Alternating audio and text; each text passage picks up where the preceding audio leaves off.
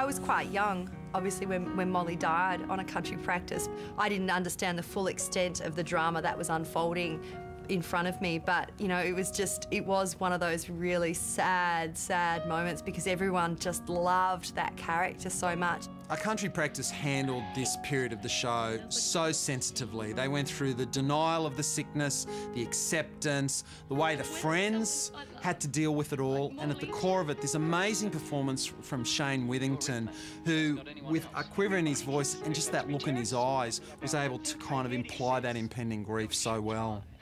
I can't plan for a world without Molly. Wherever she's going, I want to go too. It's a very atmospheric moment when Molly dies in a country practice because you never actually see her die. And that was done very specifically because a huge amount of young children watched a country practice. So they had to find a way of letting them know that she died, but not exposing them to that actual graphic moment. Stop. Stop. Because of the way that it was directed, you knew exactly what was going on. They didn't have to say it in dialogue. They didn't have, you know, it was just this beautiful, moving scene.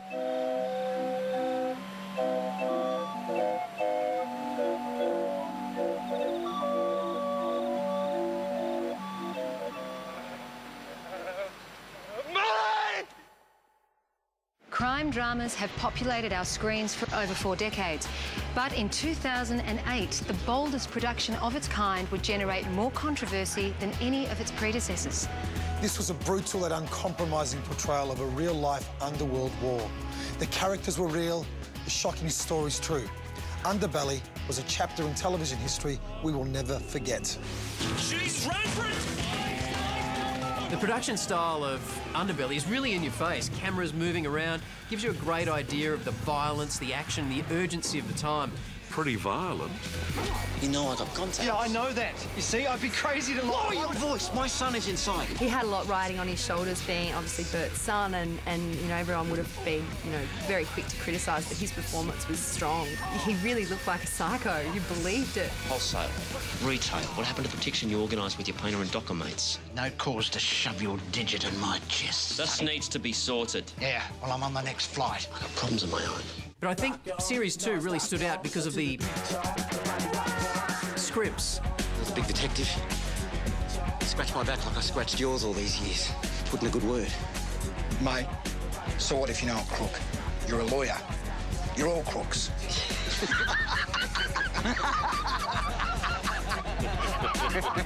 Could relate. You know, it wasn't happening in Boston, it wasn't happening in New York in some underground sewer, it was happening in Melbourne. And they were driving Commodores, and they were going and wearing rubber thongs and drinking VB and shooting people. How much is it worth? Millions. Millions. And I bought it in. Don't you pay? Have that. Have that. Television's best of the best continues after the break. With the most innovative public affairs programs of our time.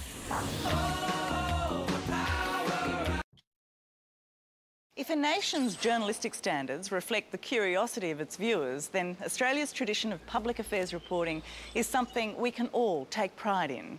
And the courage to ask uncomfortable questions and challenge authority on television began with the advent of Four Corners in 1961. Four Corners was a training ground for a great many of the very familiar faces on Australian news and current affairs television. Between us and the hill is a small Cambodian village. The villagers are frightened. They have no way of knowing they are not the target. People who know how to examine a complex issue and yet be able to translate it into a human story. There's an unwritten law that prohibits all Aborigines from sitting in this lounge, even if they're with a party of white customers. Said that he could serve the 2 white persons that were with us, but would refuse to serve Mavis and I. But Four Corners took the plunge and did stories such as that, and all credit to the program and to the program makers. To pick up on those words, comfortable and relaxed, do you think that's a dynamic enough vision to inspire Australians as they move into the next millennium?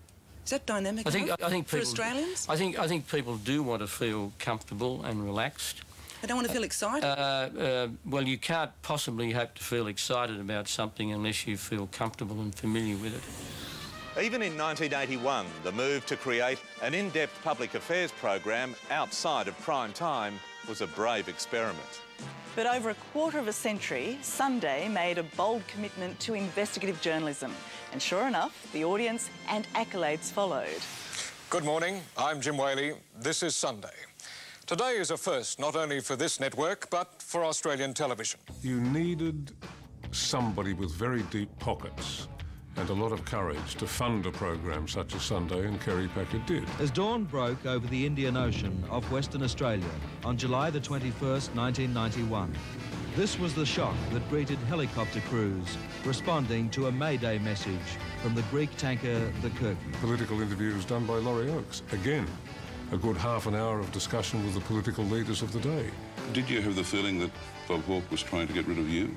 Was that an influence? Well, I think Bob had probably come to the view that it wasn't that tenable for both of us to go to the next election. And I think that's probably right. One by one. Here. At a brisk pace, it took barely a minute to reach what Mario Mamic had called the line. No, this first house is ours. Yeah. Now, they see us. I can remember doing the first story on when Neville Wran resigned, and that was unbelievably exciting. It was, and everyone knew it was, the end of an era. Kandahar has never traditionally been a poppy-growing area, but this year it's carpeted with the flowers. The reports from the reporters involved in Foreign Correspondent are all part of this window on the world thing that's been so important to the maturing of Australian society over the last 20, 30, 40 years. We give our mind a slip and join a young talent on his way to the front line, only 30 kilometres north of Kabul. I was very proud to be part of the birth of that program. According to this eyewitness, their deaths were not accidental. One of the great disgraces of Australian political life over the past 30 or 40 years has been the repeated cover-ups by repeated governments of what we now know happened to those 5 journalists in East Timor all those years ago. Well, Andina, why have you decided to tell this story now, 23 years later? Porque eu acho que eu tenho que contar também a morte dos 5 jornalistas para todo mundo saber, porque eles também estão a trabalhar para o futuro da nossa pátria. And now, all those years later, we know that the Jonathan Holmes report was absolutely correct. The truth does lie somewhere else.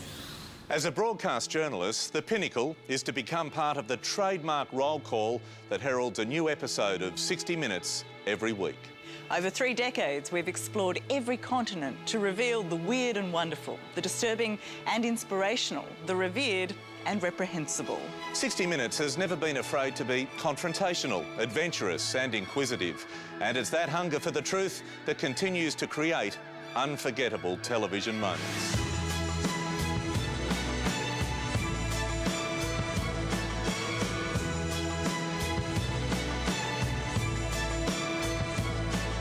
Week in, week out for 30 years, it's become a Sunday night institution. Why? Because it tells people stories.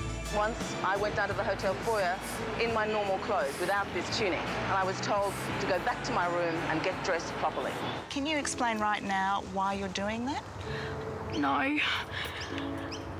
Well, it's a chemical imbalance in the brain that you can't have no control over. You don't have any control over it. At 1:58 early the next morning, it was detected leaving the harbour and heading straight out to sea. Where it went from that moment, nobody knew. It disappeared without a trace. Until now. Margaret Thatcher isn't just inflexible, she's not just single-minded. On occasion, she's plain pig-headed. People still say to me, how's Maggie going, mate? Isn't this interesting? Even the tone of voice you're using is changing from what you used earlier. The storyline was always, imagine you're telling a bunch of friends around a dinner table or a barbecue. And that works, because storytelling is the best thing about television. To say that it's controversial is an understatement. This place here, Chelmsford Private Hospital in Sydney, was one of a few places in the world to be using narcosis. Are you xenophobic?